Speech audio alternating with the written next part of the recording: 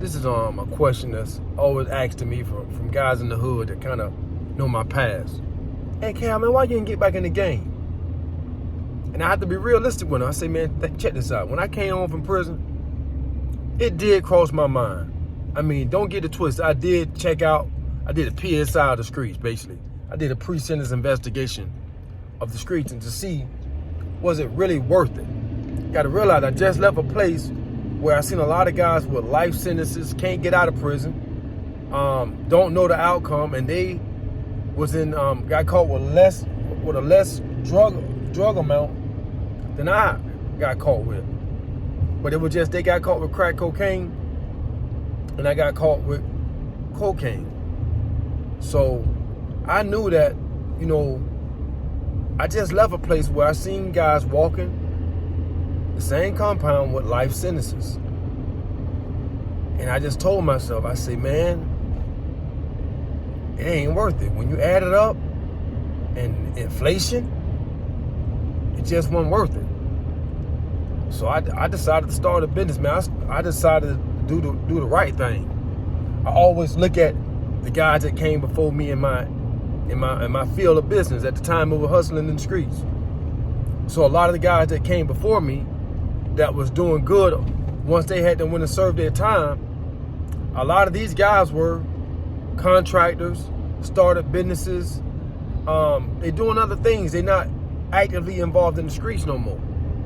So I just thought, man, it'd be best if I can start a business. With the encouragement from a friend of mine, she pointed me in the direction of property preservation.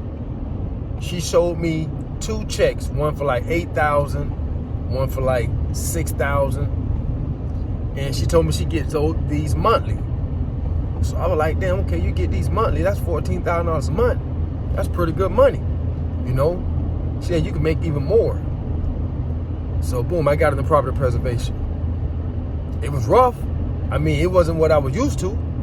I'm used to fast money. I'm used to $10,000, $20,000 plays a day, $40,000 plays. I went from that to cleaning out toilets, cleaning up houses with dog feces and hair all over the place, cat feces all over the place, human feces, some of them. Houses that were hoarders, trash from the front door all the way to the backyard. You know, I went into that industry, and it was like a total different avenue. But I went that direction.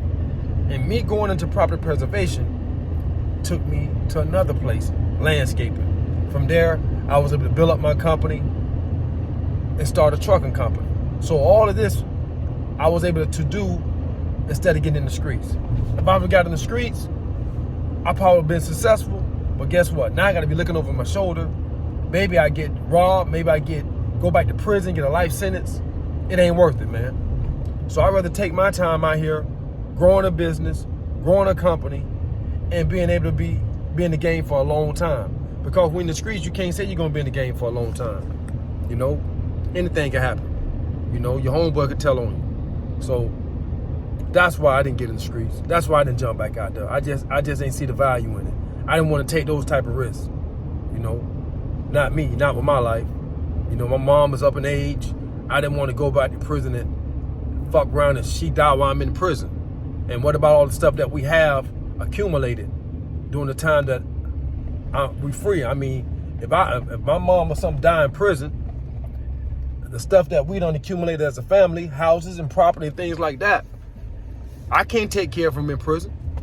So it's best for me to be out here working, doing what I need to do to make sure I can take care of the stuff that we have accumulated, you know? So I advise anybody getting out of prison, man, hey, it don't look flashy. It ain't all flashy. But man, start your business, start your company, grow up from the bottom, put that same hustle and drive in it, and take them same chances on you instead of in the streets. Make it happen or you cap it.